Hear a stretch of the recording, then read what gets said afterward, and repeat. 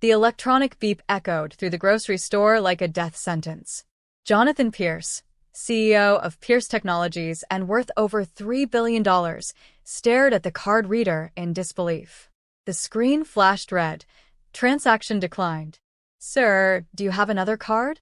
The young cashier's voice trembled as she recognized the man standing before her. His face had been on Forbes magazine just last month. Jonathan's jaw tightened as he pulled out another platinum card. His assistant had mentioned something about account freezes during the merger, but he hadn't listened. The second card met the same fate. Then the third. Each rejection felt like a public humiliation as the line behind him grew longer and more restless. His cart overflowed with expensive items: organic steaks, imported wine, gourmet chocolates.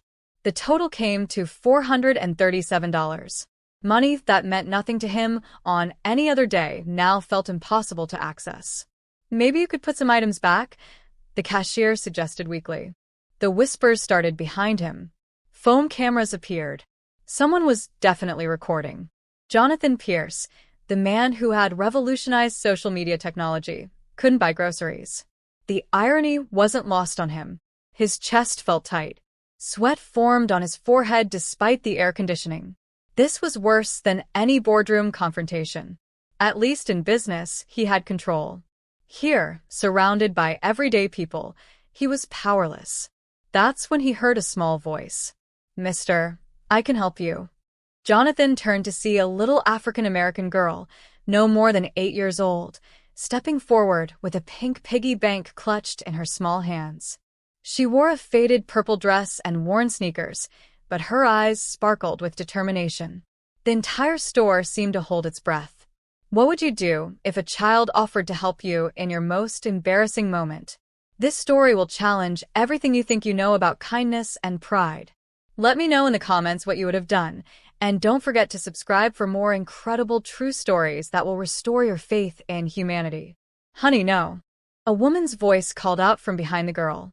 Jonathan looked up to see a beautiful African-American woman in her late 20s hurrying toward them. She wore scrubs, suggesting she was a healthcare worker, and her face showed both exhaustion and embarrassment. "But Mama, he needs help," the little girl insisted, shaking her piggy bank. The coins clinked together like a tiny symphony of hope. "Tiffany, we can't," the woman began, but Jonathan held up his hand. "What's your name, sweetheart?" he asked, crouching down to the girl's level. "Tiffany Johnson. And that's my mama, Camille." She pointed proudly. "We come here every Friday after Mama gets off her first job." Jonathan's throat tightened. First job. This woman worked multiple jobs while he complained about frozen accounts containing millions. "How much do you have there, Tiffany?" She unscrewed the top of the piggy bank and carefully poured the contents into her palm. Jonathan counted along with her. Quarters, dimes, nickels, and pennies. $23.47. "It's not enough for all your food," Tiffany said seriously, "but maybe you could buy the milk and bread? Those are important." The crowd around them had grown silent. Some were still recording, but the energy had shifted from mockery to something else entirely. Camille stepped forward, her cheeks burning with embarrassment. "Sir, I'm so sorry." "Tiffany, put your money away right now." "No," Jonathan said firmly, surprising everyone including himself.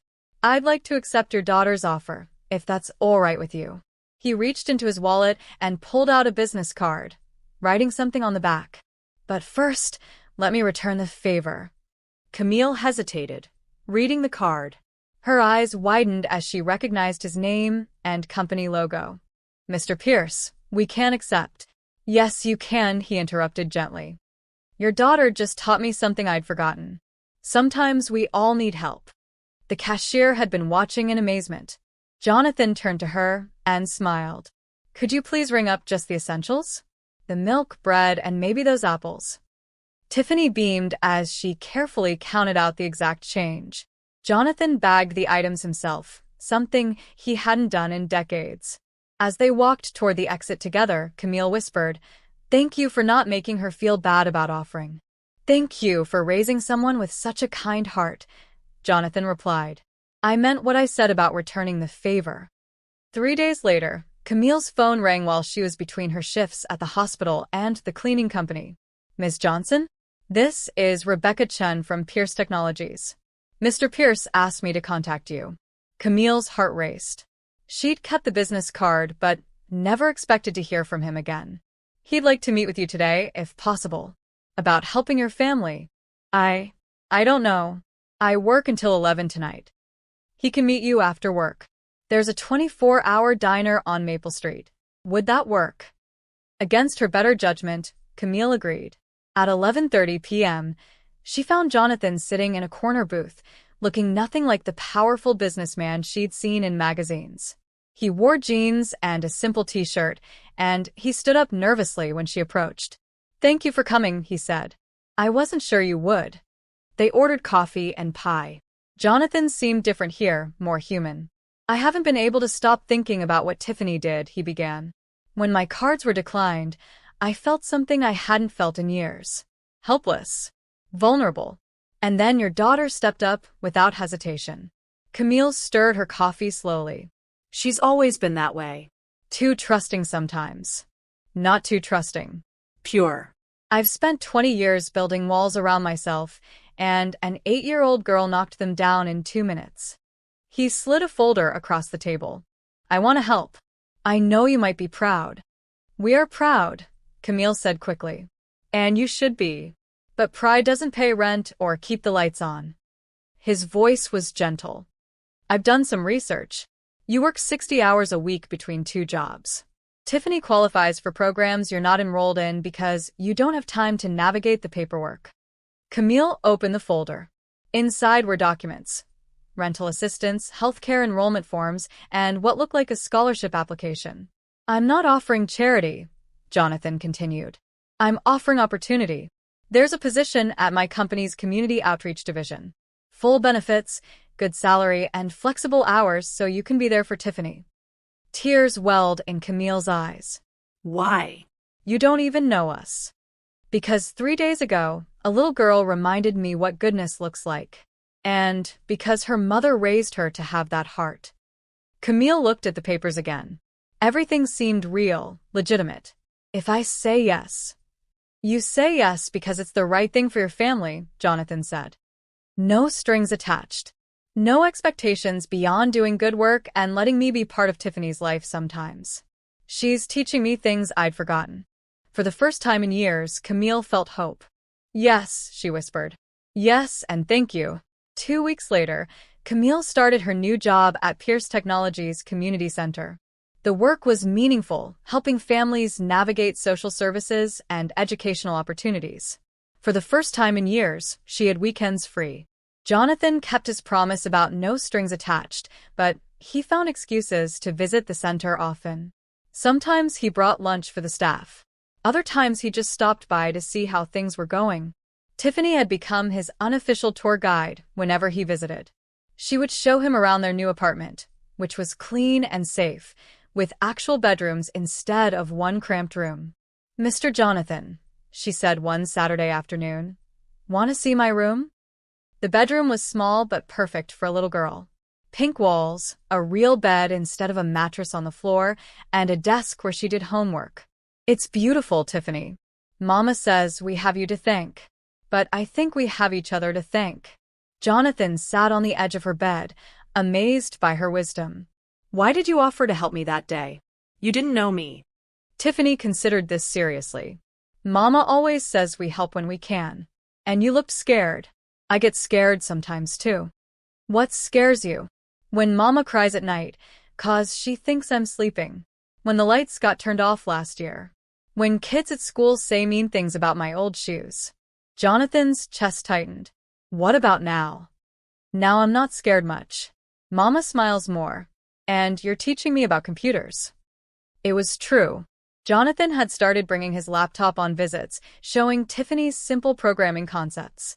She absorbed everything like a sponge. "You're very smart, you know that? Mama says smart is good, but kind is better." "Your mama is very wise." That evening, while Tiffany watched cartoons, Jonathan and Camille sat on the small balcony, sharing coffee and conversation. "She's remarkable," Jonathan said. In 6 months, she'll probably know more about coding than some of my junior developers. Camille laughed. She talks about you constantly. Mr. Jonathan this, Mr. Jonathan that. I think you've got yourself a fan. The feeling is mutual. Jonathan paused. I hope you know this isn't just about helping anymore. Camille looked at him. What do you mean? I mean I look forward to these visits more than any board meeting or business deal. I mean coming here feels more like home than my penthouse ever has. They sat in comfortable silence, watching the sunset paint the sky orange and pink. Jonathan, Camille said softly, are you saying what I think you're saying? I'm saying that a little girl and her amazing mother have changed my life completely. And I'm hoping maybe I've changed yours too. Camille reached over and took his hand. You have. More than you know. Do you believe in second chances at happiness? This unexpected romance is about to face its biggest test yet. Drop a comment telling me about a time kindness changed your life, and make sure you're subscribed so you don't miss how this incredible love story unfolds. Spring arrived with a warmth that seemed to mirror what was growing between Jonathan and Camille. Their friendship had deepened into something neither had expected, but both treasured. Jonathan found himself scheduling fewer evening meetings, preferring to spend time with his newfound family. They had simple routines now, helping Tiffany with homework, cooking dinner together, and long talks after she went to bed. One evening, while Tiffany was at a sleepover, Jonathan and Camille had their first real date. Nothing fancy, just a walk through the park and ice cream from a food truck. I never imagined this, Camille said as they sat on a bench watching the sunset. What? Ice cream? Jonathan teased. No, this. Us. Feeling this happy. She turned to face him. I spent so many years just surviving, making sure Tiffany was okay. I forgot what it felt like to actually live. I did the opposite, Jonathan admitted. I lived too much in my head in my work. I forgot what it felt like to just be human. They talked until the park lights came on, sharing stories from their past, dreams for the future, and the comfortable silence that comes when two people truly understand each other. Camille, Jonathan said as they walked back to her apartment, I need you to know something. She stopped walking. What? I love you. Both of you. I know it's complicated, and I know we come from different worlds, but... She silenced him with a kiss. Soft, gentle, and full of promise. I love you too, she whispered against his lips. And it's not complicated at all. Love is simple. Everything else is just details. The next morning, Tiffany came home from her sleepover to find Jonathan making pancakes in their kitchen. Are you my daddy now? She asked with the directness only children possess. Jonathan and Camille exchanged glances. They hadn't discussed this yet. Would you like that? Jonathan asked carefully. Tiffany nodded enthusiastically. I asked for a daddy for Christmas every year. Mama said Santa was working on it. Camille laughed, tears in her eyes. Well, maybe Santa finally came through. Does this mean we're a real family? Tiffany asked. Jonathan knelt down to her level. We've been a real family since the day you offered to help a stranger in a grocery store. That's when you taught me what family really means. Tiffany threw her arms around his neck. I'm glad your cards got declined that day. Jonathan and Camille burst into laughter, out of the mouths of babes. 6 months later, Jonathan knew with absolute certainty what he wanted. He'd been carrying the ring for weeks, waiting for the perfect moment. It came on a Saturday morning in the same grocery store where they'd met. Jonathan had suggested they shop together, recreating their first encounter, but with a twist. This time, his card worked just fine. As they reached the checkout, Jonathan pretended to have trouble with his wallet. Tiffany, now 9 and wise to his ways, giggled. Your card's better not be declined again, Mr. Jonathan. Actually, Jonathan said, dropping to one knee right there in the checkout line, I was hoping your mama's answer wouldn't be declined. Camille gasped as he pulled out a simple but beautiful diamond ring. Camille Johnson, you and Tiffany saved my life in ways you'll never understand. You taught me what love really means, what family really is, and what it feels like to be truly happy. The other shoppers had stopped to watch. Some had their phones out, but this time it felt celebratory rather than intrusive. Will you marry me? Will you let me be Tiffany's dad and your partner in everything? Tears streamed down Camille's face. Yes. Yes, of course, yes. The entire store erupted in applause as Jonathan slipped the ring onto her finger and kissed her. Tiffany jumped up and down. Does this mean I get to be in a wedding? You get to be the most important person in the wedding, Jonathan told her. Because without you, none of this would have happened. That evening, they called everyone who mattered. Jonathan's parents, who had been waiting years for him to find happiness. Camille's sister, who cried happy tears over FaceTime. The staff at the community center, who had watched their love story unfold. When do you want to have the wedding? Jonathan asked as they sat together on the couch, Tiffany asleep between them. Soon, Camille said.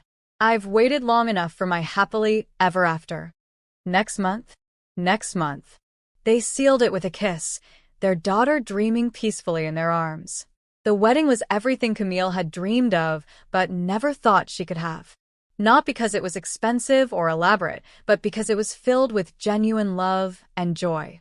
They held it in the community center where they'd grown closer, decorated with simple white flowers and fairy lights. Tiffany wore a pale pink dress and carried a basket of rose petals, beaming with pride as she walked down the aisle first. She looks like an angel, Jonathan's mother whispered to Camille's sister. She is an angel, came the reply. She brought them together. When Camille appeared in her dress, simple and elegant, Jonathan felt his breath catch. She was radiant, not just because of the dress or the setting, but because of the pure happiness that seemed to glow from within. The ceremony was short but meaningful. They'd written their own vows. Jonathan, Camille said, her voice steady despite her tears, you showed up in our lives exactly when we needed you most. You taught me that it's okay to accept help, that it's okay to want more than just survival, and that love can come from the most unexpected places. Jonathan wiped his eyes before speaking. Camille, you and Tiffany didn't just change my life, you saved it. You reminded me what it means to be human, to be grateful, and to put family before everything else. I promise to love you both, protect you both, and learn from you every single day. When the minister said, you may kiss the bride, Tiffany shouted, finally, causing the entire gathering to laugh. But the most meaningful moment came during the reception when Jonathan asked for everyone's attention. Before we celebrate, I have one more important thing to do. He knelt down to Tiffany's level and pulled out a small jewelry box. Inside was a delicate necklace with a heart pendant. Tiffany Johnson, will you officially be my daughter? Tiffany nodded so enthusiastically her curls bounced. Yes, Daddy. The word Daddy hung in the air like music. Then from now on, you're Tiffany Pierce. And this necklace means you're my princess forever. As he fastened the necklace around her neck, there wasn't a dry eye in the room. The party continued late into the night, but the three of them slipped away early to go home. They're home. Together. Are you happy, Mrs. Pierce? Jonathan asked as they tucked Tiffany into bed in their new house. Happier than I ever imagined possible, Mr. Pierce. They stood in the doorway watching their daughter sleep, amazed by how perfectly their lives had aligned. Thank you, Camille whispered. For what? For seeing us. For choosing us. For becoming the man we needed you to be. Jonathan kissed her forehead. Thank you for letting a broken billionaire become part of your perfect little family. Marriage, Jonathan discovered, was both easier and harder than he'd expected. The easy part was loving Camille and Tiffany. The hard part was learning to be a husband and father while running a billion-dollar company. His first real test came 3 months after the wedding when a major deal required him to travel to Tokyo for 2 weeks. I can't leave you, he told Camille as they discussed the trip. What if Tiffany has a recital or gets sick or... Jonathan, Camille said patiently, we'll be fine. This is what marriages do. We support each other's dreams and responsibilities. But what if I miss something important? Then we'll FaceTime you in. Technology works both ways, you know. The trip was successful business-wise, but Jonathan called home 3 times a day. He was there virtually for Tiffany's science project presentation and Camille's promotion celebration at work. When he returned, both his girls tackled him at the airport. "Daddy, I missed you so much," Tiffany said, clinging to his neck. "I missed you more, princess." The bigger adjustment was learning to balance work and family. Jonathan had spent 20 years putting business first, working 16-hour days without thinking twice. Now he left the office at 5:30 every day to have dinner with his family. He moved important meetings to accommodate school events. He even turned down some lucrative opportunities because they would require too much time away from home. "Sir," his assistant Rebecca said one afternoon, "the Shanghai investors are disappointed you won't extend your trip to meet with them." "They'll have to be disappointed," Jonathan replied. "It's my daughter's birthday party on Saturday." Some of his business associates didn't understand the change. A few suggested he was getting soft, losing his edge. "Maybe I am," Jonathan told his old friend and business partner, Robert Kim, over lunch. "But I'm gaining something more valuable." Which is a life worth living. The hardest moment came when Tiffany had her first real crisis as his daughter. She'd been invited to a classmate's birthday party at an expensive entertainment center. When the other parents realized who Jonathan was, the dynamics changed. "Tiffany's dad could probably buy this whole place," one parent said loud enough for the children to hear.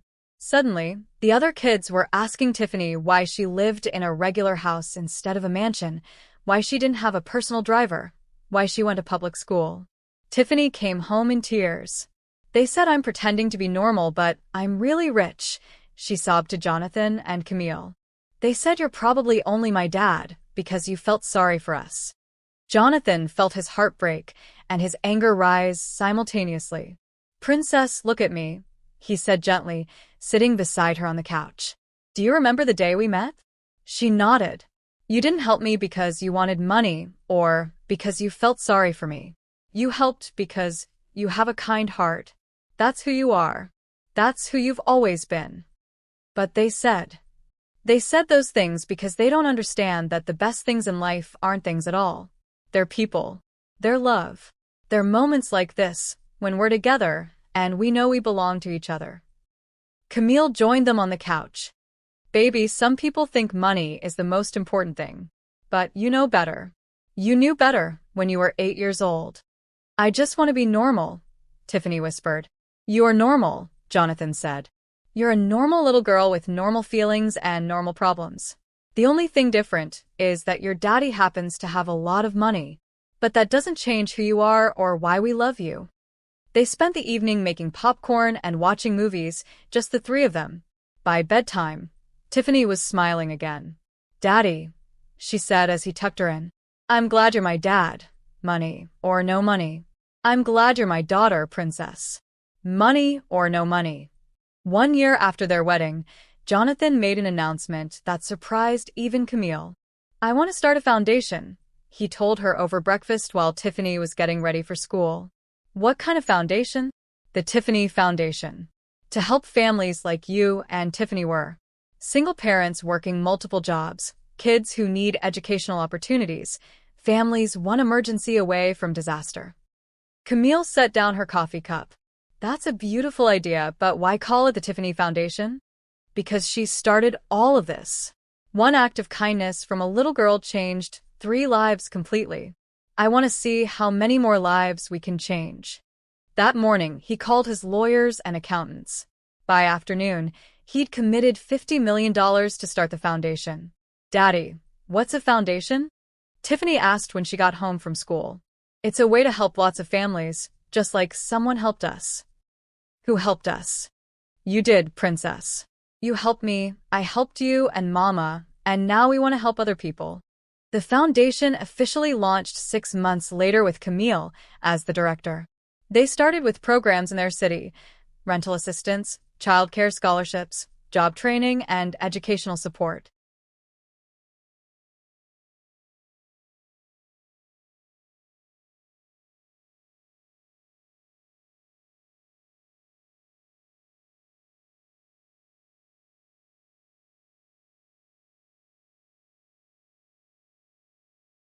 The first family they helped was a single father with 3 young children who'd been living in their car after an unexpected job loss. Within a month, they had stable housing and he had employment training that led to a good job. "This feels like Christmas morning," Camille told Jonathan as they watched the family move into their new apartment. "This feels like the grocery store," Jonathan replied.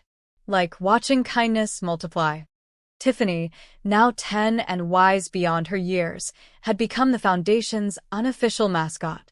She spoke at fundraising events, telling the story of how kindness can change everything. "My daddy taught me that money is just a tool," she would say in her sweet, serious voice. "The important thing is what you build with it." The foundation grew rapidly. Within 2 years, they were operating in 5 cities and had helped over 1,000 families. One evening, as they reviewed applications for the next round of assistance, Camille came across one that made her pause. "Jonathan, look at this." The application was from Maria Santos, a single mother of 2 working 3 jobs to support her family. Her situation was almost identical to what Camille's had been 3 years earlier. "Let's help her," Jonathan said immediately. "Of course we will. But I was thinking, what if we could do more? What if we could be to her what you were to us?" Jonathan understood immediately. A mentor family. Exactly. Not just financial help, but relationship. Community. Love. They called Maria that evening. Like Camille had been, she was hesitant to accept help but grateful beyond words. "We'd like to meet you and your children," Camille explained. "Not as donors, but as friends." 6 months later, Maria had stable employment, her children were thriving in school, and the 2 families had become genuinely close. "This is how it spreads," Tiffany observed one Sunday afternoon as both families shared dinner. "One person helps another, and then they help someone else, and it just keeps going." "That's exactly right, Princess," Jonathan said, marveling at her insight. "So really, it all started with $23.47. Camille and Jonathan exchanged smiles. Their daughter had grown up understanding something it had taken them much longer to learn, that the size of the gift matters less than the size of the heart giving it. Have you ever wondered how one small act of kindness can ripple outward to change countless lives? The final chapter of this incredible story will show you the ultimate power of love and generosity. Comment below about a time someone's kindness made a difference in your life, and make sure you subscribe for more heartwarming stories that prove love always wins. 5 years after their first meeting, the Pierce family stood in the parking lot of the same grocery store where it all began. Tiffany, now 13 and poised beyond her years, held a tablet displaying a presentation she'd prepared. "Are you ready for this, Princess?" Jonathan asked, adjusting his tie nervously. "Are you kidding? This is the best day ever." Inside the store, a crowd had gathered. Local news crews, foundation board members, families they'd helped, and store employees all waited for the announcement. The store manager, Mrs. Rodriguez, introduced them warmly. 5 years ago, something magical happened right here, in aisle 3. Today, the Pierce family is here to share how that magic has spread. Tiffany stepped forward to the microphone, completely comfortable in the spotlight. "Hi, everyone. My name is Tiffany Pierce, and this is my mom and dad." She gestured to Camille and Jonathan, who stood beaming with pride. 5 years ago, I was 8 years old, and I had $23.47 in my piggy bank. My dad's credit cards got declined right over there. She pointed to the checkout lane, and I offered to help him buy milk and bread. The crowd listened in respectful silence. What I didn't know was that my dad was sad and lonely, even though he was really rich. And what he didn't know was that my mom and I were scared about money, even though we had each other. Jonathan felt Camille take his hand. But we helped each other. And then we helped other families. And those families started helping people too. Today, the Tiffany Foundation is announcing our biggest project yet. She tapped her tablet, and a large screen behind her lit up with architectural drawings. "We're building a community center right here, in this neighborhood. It will have job training, childcare, tutoring, and a grocery store that sells healthy food at prices everyone can afford." The crowd erupted in applause. "But the best part," Tiffany continued, "is that it's not just about the building. It's about bringing people together so they can help each other, just like we helped each other." She paused, looking directly at the news cameras. Sometimes people ask me what it's like to have a rich dad. But here's the thing, I was rich before he adopted me. I was rich because I had a mom who taught me to be kind. I was rich because I had love. Camille wiped tears from her eyes. Money can buy a lot of things, Tiffany said, but it can't buy the feeling you get when you help someone or when someone helps you. That feeling is free, and it's available to everyone. The presentation continued with Jonathan and Camille sharing details about the community center, but the moment everyone remembered was Tiffany's simple wisdom. After the event, the three of them walked through the store together, stopping at the checkout lane where it all began. Do you ever think about how different our lives would be if I hadn't forgotten my wallet that day? Jonathan asked. No, Camille said firmly, because I believe we would have found each other somehow. Good people are drawn to each other. Plus, Tiffany added with a grin, maybe I would have just offered to help someone else, and they would have brought us together eventually. Jonathan laughed. You probably would have, princess. They purchased a few items, symbolic more than necessary. As they walked to their car, Jonathan noticed a young mother in the parking lot, struggling with a crying baby and a broken stroller. Without hesitation, all three of them approached her. Can we help? Camille offered gently. 20 minutes later, they'd helped fix the stroller, entertain the baby, and exchanged contact information with the grateful mother who worked 2 jobs and was struggling to make ends meet. Some things never change, Jonathan said as they drove home. Some things shouldn't change, Tiffany replied wisely. That night, as they had done every night for 5 years, they sat together as a family, sharing the best parts of their day. I'm proud of you today, princess, Jonathan told Tiffany. Your speech was perfect. It was easy because it was true, she replied. We really are the luckiest family in the world. Why do you say that? Camille asked. Because we found each other. Because we help people. Because we know that being rich isn't about money. Tiffany paused thoughtfully. And because I get to tell people our story and maybe inspire them to help someone too. As Jonathan tucked his daughter into bed that night, she asked him the same question she'd asked years earlier. Daddy, are you happy? Happier than I ever dreamed possible, princess.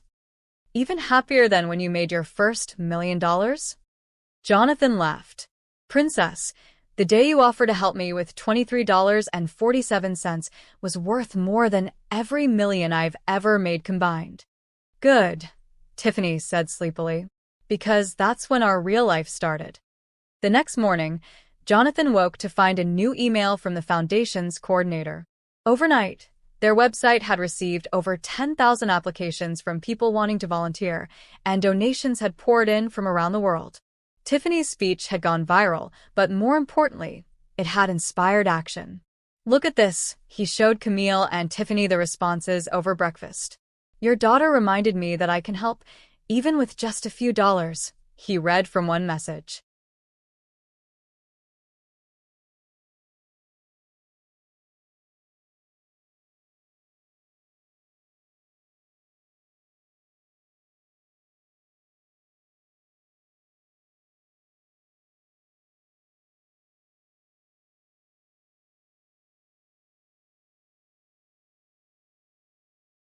I'm a single mom like Camille was, and your story gives me hope, he read from another. My company wants to sponsor 10 families through your foundation, he read from a third. Tiffany smiled over her cereal. See? Kindness really does multiply. It sure does, princess, Jonathan agreed. It sure does. As they prepared for another day, another opportunity to help someone, another chance to spread the kind of love that had transformed their own lives, all three of them understood the truth Tiffany had discovered in a grocery store checkout line. Sometimes the smallest gestures create the biggest miracles. Sometimes helping a stranger means finding your family. And sometimes the richest people are those who understand that true wealth isn't measured in dollars, but in the love we give and receive. The Pierce family had learned that lesson well, and they spent every day teaching it to others, one act of kindness at a time. Their story had come full circle, but their journey of helping others was just beginning. And it all started with a little girl's generous heart and $23.47.